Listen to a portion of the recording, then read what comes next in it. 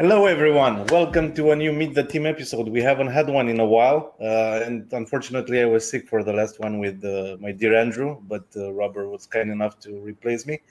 So today, as I said, new Meet the Team episode. Welcome, everyone. I hope you'll have a great time. I know we will. I'm super excited to welcome a special person to me, Jason. He joined us last year, but already he's already part of the team, part of the family. He integrated so well within our team.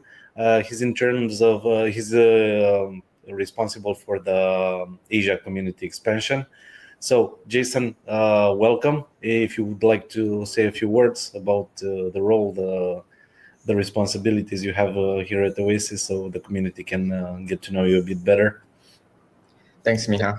Hello, everyone. My name is Jason, and I'm sure you have seen my face. I've been doing a few AMAs online as well. And my name is Jason, and I'm the Asia Community Manager in Oasis. Super happy to be part of the team. And honestly, throughout my journey has been really great. So can't wait to tell you guys. Thank you, Jason. I'm sure the community is happy to get to know you. I mean, you have been part of a couple of online events, so people are already aware of your existence here at Oasis. But it's good that we now have a dedicated team episode for this. And I would like to say, I don't know, it might be just our team, like the community team, but we're a couple of screw heads just fitting well together. So I think you were the missing piece of the puzzle from the from the community team. But what I do want to know, because of course we had the position open last year. How did you find out about us? Was it through? I don't even know if we advertised the position. So I'm curious to know how you found out about Oasis. Yeah, so I actually heard about Oasis way back, actually. Like it's around 2019, during like the very early days when people were just starting to talk about privacy in crypto. And it kind of popped up in like conversations around data ownership, as well as, bringing real world use cases on chain. And fast forward a few years later, I was just sort of looking for a new role, and just happened I went through Oasis, and like I always been like wanting to be a part of the whole privacy sector, and just so happened like there's a role open up, and I was like, oh, you know what? Let me just give it a shot, and yeah, I feel like everything just feels like dream after that.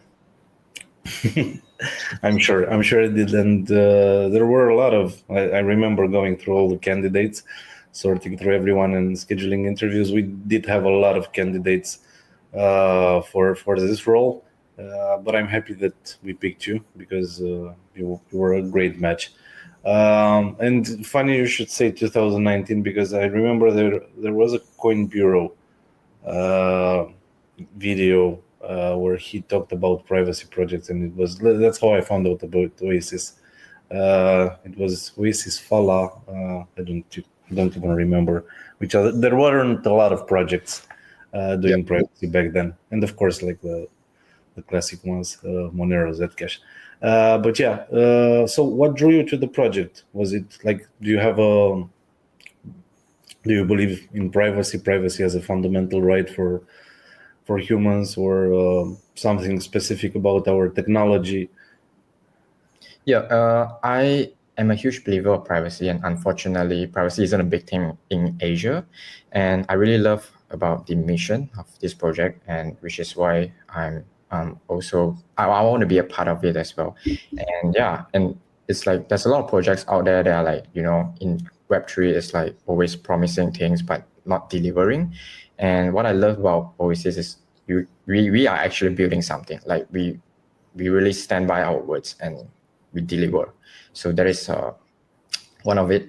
And another thing is Sapphire, because it's not just another thing that is in the privacy space, right? It's privacy with purpose. It opens up a lot of new use cases alongside with private voting, secure on-chain gaming, and like even training AI models that doesn't leak data, and there's a lot of bunch of possibilities that I can't think of yet, and that's what really excites me, right? We are finding builders to come on board and to really build and create things that not just us that can think about. So yeah. I agree, and it's good that you mentioned developers, onboarding more developers, because that's our main priority, the community team, and we're tackling this in a lot of ways. One of the ways is doing more things with universities, because I think I did post something on Twitter about this a while back, and we don't have enough developers in Web3. That's a fact. So educating is getting education into the hands of students is a very important aspect, and this is how I personally believe that we can get more and more developers interested into what we're building here, joining projects, starting their own projects. This is how we get this whole space to grow. But yeah, so you mentioned that you found out about Oasis in 2019. When did you find out? When did you get into crypto? And more importantly, what was your background before then? Like, what were you doing before joining? Because once you join crypto, you never go back. So yeah, that's a great question, because it's very, very funny, right? I will talk about what's my background first, because I graduated from Lancaster University, and my major was information system. So I know a little bit about the tech side of things, right? Like, I understand how blockchain work, how decentralization work, but I'm that kind of person where I can understand the logic, but I just don't enjoy coding. I'm a techie, don't get me wrong. I like to understand this kind of techie stuff, and I just don't like being hands-on. So that's what I always think about, like, how do I get into crypto and provide value without being a dev and other technical stuff, right? So another thing is my background, I come from a musical background as well. So I have been making music and also DJing for, I think, more than 10 years now, since 16. And then I decided to study a degree because, like Asian parents, right? You gotta go to the safer routes. You need to like play it safe and stuff like that. Yeah. So after I got my bachelor's degree, I went into music school for a little bit, and that is honestly the best decision that I've made, because I met so many mentors in music, and they are also in crypto. So like I remember, yeah. So that's how I got into my first crypto job as well. Yeah. So everything starts from there, which is around 2018. I was just doing freelance work and work for free, just providing as much value as I possibly could, and then eventually I got hired as a community manager, and also a little bit on the marketing side, and everything just snowballed from there onwards. And I am very proud of myself. I'm very happy that I made that decision and I took that risk, and yeah, so glad that I'm here today. And as I said, we're glad that you're here with us today, because honestly, you've been doing a tremendous job. You said you were also producing music. Where can we listen to your tracks? Can we share with the community some? It's on Spotify. If you just search OSAK, that's my stage name. Yeah, then you can find my music. I don't have a lot of music because I haven't been doing a lot of production work. It's just mainly focusing on crypto. Once you start, you just get very, very busy. Like but it's something that I'm very passionate about. So it's 16 hours days, man. That's crypto. For those who think working in crypto is easy, it's not. 16-hour days is the new normal. Yeah, but I mean, if you really enjoy doing it, it doesn't feel like work. It's like I sort of integrated work and life together. Yeah, so I don't feel like I'm working. Yeah. It's been like that for me as well, but still, like after a couple of years, you start to feel the burnout. So we need to take vacations as well and take care of ourselves. This is me preaching but not doing so.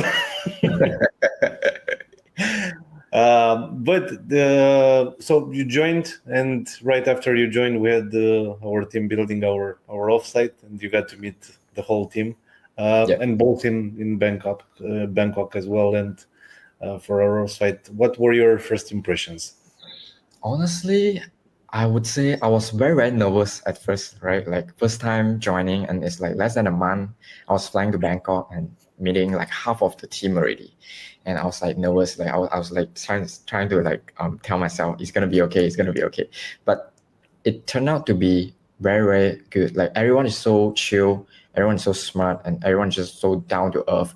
And I like the fact that I can just talk to anyone in the team, and we can just sort of like vibe and understand each other, like just having each other's back and just helping each other. That is the right kind of vibe that I've been looking for when it comes to like working in very remote team. And honestly, I feel like I'm very blessed. Yeah, I keep saying it, but yeah, I'm just gonna say it again. Dude, I totally share this. Because I always say, and I know it sounds corporate as hell, but I do feel like we're a family here at Oasis, not Yeah. just not just a cold project. Like we really are a family. We have each other's backs. We support each other. Most of us here are jacks of all trades, so we don't do just one job. We help other departments. We tend to support each and every one of our team members.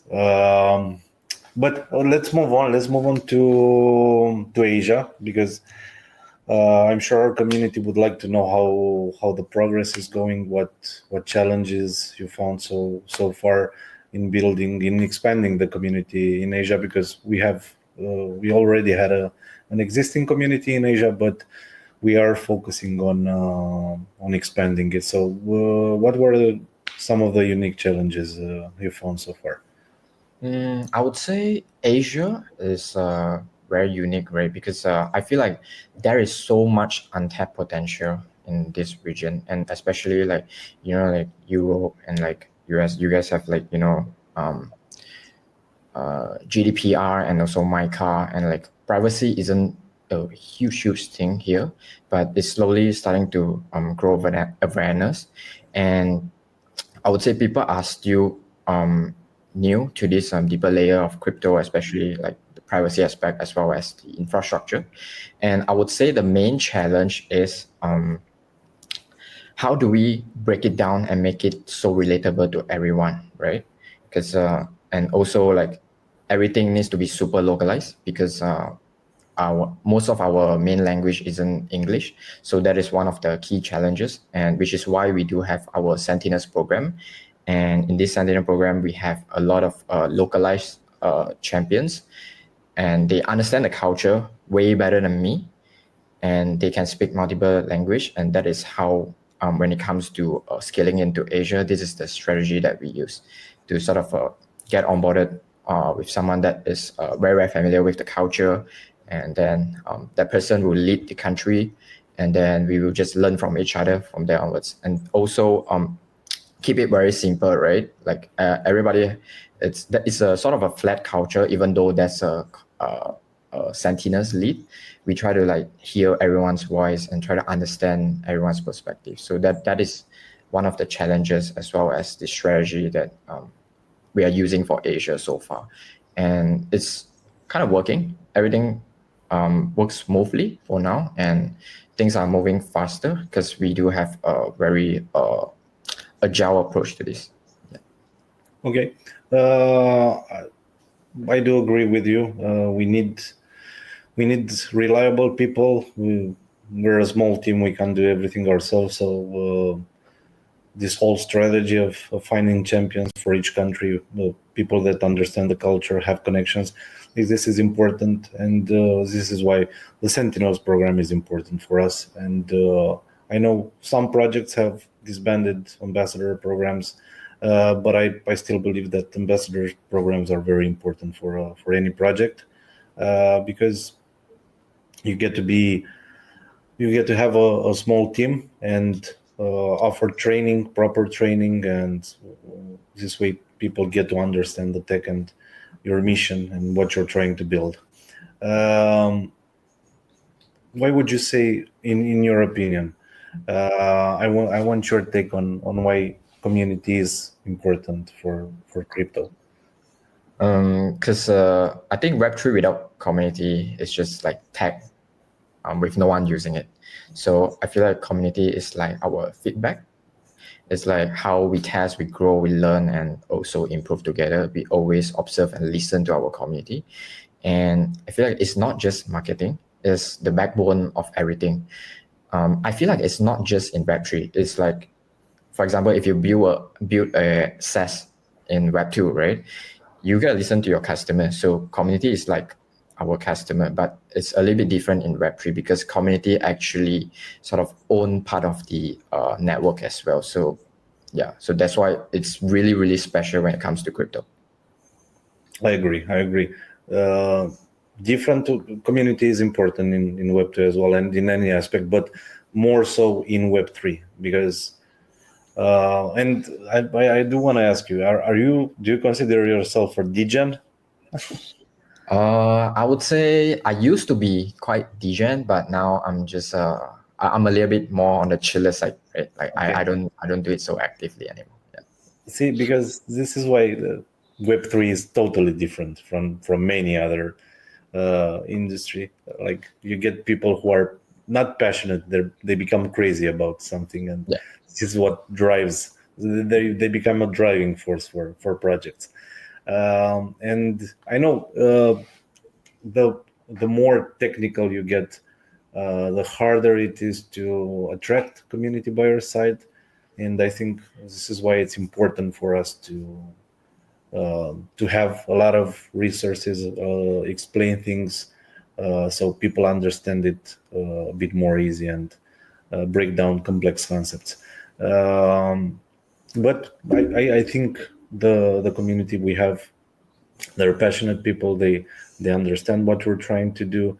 I know there are people who are a bit disappointed in how the everything is moving, but I always say this, and it's true. We are constantly building. We are constantly bringing out new things. Like you saw, we have the WT3 agent now that I think is doing great, and it's quite unique when it comes to AI agents. We have some surprises coming out in the next months. So, there's a lot of there are a lot of things to get excited about when it comes to Oasis. Outside of crypto and everything, and you did mention music. This is probably one of your biggest passions. But what other passions do you have outside of work? Like, how does a normal day look like for you? A weekend, for example, when you're not working. Okay, yeah, this is a great question because I recently something that really grew with me is I've been playing poker for quite some time, and it's a lot of math, a lot of strategy, and basically you can relate back to like how life works as well, right? So I've been playing a lot of poker and sort of thinking it's something that I'm very passionate about, and I'm actually thinking about whether if I want to go pro, join more tournaments and stuff like that, right? But what really made me so passionate about it is basically, like I said, it's like life, right? You might have the best hand, you might make the best decision, and you might still lose sometimes. So, I mean, it's just like what we are trying to do, right? Like we can like make the best move in the crypto industry, and sometimes adoption might happen and might not happen, and it teaches me how to not go so harsh on myself sometimes because I used to be very, very competitive. When I was younger, I played a lot of Dota. I was very, very competitive and literally go for tournaments. And these are my kind of thing, right? I love strategy game. So yeah, I love to like use my brain and like basically just make myself stress out for no reason. But yeah. So my weekend will look like that. And a little bit of gym. I try to stay healthy because of like our work schedule. Sometimes you gotta be flexible with like the remote setting as well as a different time zone and stuff like that. So yeah. That sounds good. Jason. Maybe we'll play some Dota sometime. Sounds good. What can the what can the community expect in the next couple of months, like by the end of the year, when it comes to Asia expansion? So if you guys are really following like what we have been doing in Asia, so there's a lot of workshop that we have been doing, and I would say definitely more workshops. So we are trying to go for different markets now because we have done Southeast Asia. Now we are going to Korea, more countries like Korea, Japan, and then the Chinese market can be China as well as Singapore is something that we are looking to do a workshop with, as well as building a bigger community in these countries, and also sponsoring a few smaller hackathons with universities as well as different developers community, and also and a lot of community activation and growth campaign in Asia that is about to come, probably around in Q4. But yeah, we are still planning on it, and I don't want to overshare it first. So yeah. No, there's never oversharing. I want us to be as transparent as possible with our community, and we have now that we're really focusing a lot on Asia expansion, we do have dedicated community managers as well for a couple of regions. We have a dedicated community manager for Taiwan, one for Vietnam. Let's see how everything goes. Maybe we'll have some more in the future, but for now, I think we have a really nice strike team for Asia, and you have been doing a great job managing everything, Jason. Thank you. Cool. So I always do this at the end. There's a flash round, so I'll try to ask some quick questions, one-liner answers. We don't need to go into a lot of detail. Let's see how it goes. I have a list of questions here. So zodiac sign. Aries. Favorite thing about Malaysia? The food, the culture, and the people. Yeah, we have a bunch of different food because we are a multicultural country. Nice. I need to visit you. Yes. I'll bring you some great food. I'm sure.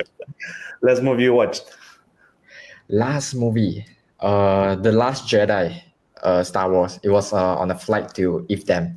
Yeah, I was so bored I couldn't sleep because like flights, and yeah, so I just binge watched all the Star Wars movie. Nice. I do have some questions about Star Wars. I'm a big fan too as well. So, all-time favorite song? Summertime Sadness. It just hits every time. Like I can just listen to it 10 times in a row. That's a good song. Yeah. Favorite privacy tool?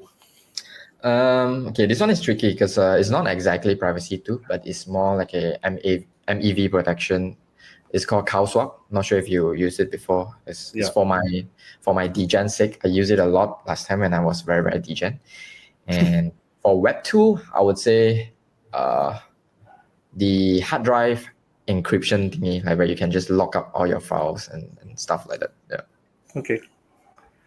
If you could have any superpower, what would it be and why? I would like to teleport, to be honest, because like just imagine going to offsites, going to different conferences, just done. I'm there, right? You need me. I don't enjoy flying that much, so. Yeah. Just imagine like there's so many community events around the world, right? Like, and obviously we need support from every one of our team members. And imagine everyone can just teleport. Like, wow, it saves us a lot of time. Yeah, that would be great. Teams as well. Like they don't have to help us with like the flight ticket and stuff like that. Let's invest in teleportation, so we're more efficient. Money well spent. Yeah. Decentralization or scalability, if you had to pick one, just one, you can't say both. Yeah, I was about to say both, to be honest. But I'll go for decentralization because I think going back to first principles is why we are all in Web3 at the first place, right? Scalability can come later. Yeah. Exactly. And if you have decentralization, you'll have somebody who will build more scalable solutions. Yeah. If you have centralized scalability, it's just scalable. Yeah, it's just Web2. Exactly, it's just Web2. Favorite place to visit? Oh, I think you already know. We talk about this a lot, and it's gonna be Tokyo. Yeah, Tokyo. the I'm vibe, joining you in everything. September. Yeah, the vibe, everything, the food. Yeah, I don't want to talk so much about it. Yeah. No spoilers. Okay, would you rather do a workshop with the university or an online AMA? Like a physical Uh, workshop with the university or an online AMA? definitely, workshop with universities, because I feel like we need to educate them from the university level and then from the ground up, basically. So it's like planting a seed and just nurture them and just grow, and yeah, eventually hoping that they will bloom into something great. Yeah. Cool. I would have said the same thing. Favorite conference or hackathon you attended? I would say if them. Yeah, hands down, if them. The vibe, everything, everyone is just there to like, learn together and build together. Yeah. And the energy is just insane. Like it's not like everyone is just there to like collect swags, like, hey, can I have some t-shirts? Can I have more t-shirts? Like it's very, very different. It's not like any conferences that I've been to. Yeah. It feels like home to me. I agree. Them is really amazing. The people from Crypto Canal are amazing, and I want to give them a shout out. They've been Yeah. so welcoming each time, and yeah, it does feel like home. Okay, and I'll end in Star Wars. So, favorite Star Wars movie? This is a hard one. I was gonna say every single movie, but something that really stands out, I would say, is Rogue One. Yeah, it's not part of the actual series. It's like the later ones, but yeah, I really like how the storyline and like the politics of it, and like, yeah. I do love Rogue One as well, and I think it might be my favorite too. And favorite Star Wars character? Yeah, so this one, I have two actually, but I'm gonna say one only, right? I'm gonna say the second one after. The first one is Yoda, but recently I think Ahsoka is starting to grow on me. Yeah, Oh, after watching the series. I'm a Han Solo guy, so Your Han Solo, okay. yeah. And Ray, I do like Ray as well. Ray, yeah, nice. Yeah. Cool. That was it. Nice. I don't know why I thought I had more questions, but no, these are it for the flash round. And this kind of concludes my questions for the whole episode. Thank you so much, Jason, for joining us. As I said, we have a lot of cool things for the community in the next upcoming months. Stay tuned. I'm happy that you got to meet Jason today, and we'll see you on on Discord, on Telegram, on Twitter. Just too many meetings. I'll see you on Slack. No, we won't see you on Slack. But actually, this wasn't. Sorry, something happened to my PC. Actually, our developer community was on Slack before moving everything to Discord. The developer community was on Slack, so this wouldn't have been so wrong, but not anymore. But no, yeah, see you guys on Discord, on Telegram, on Twitter.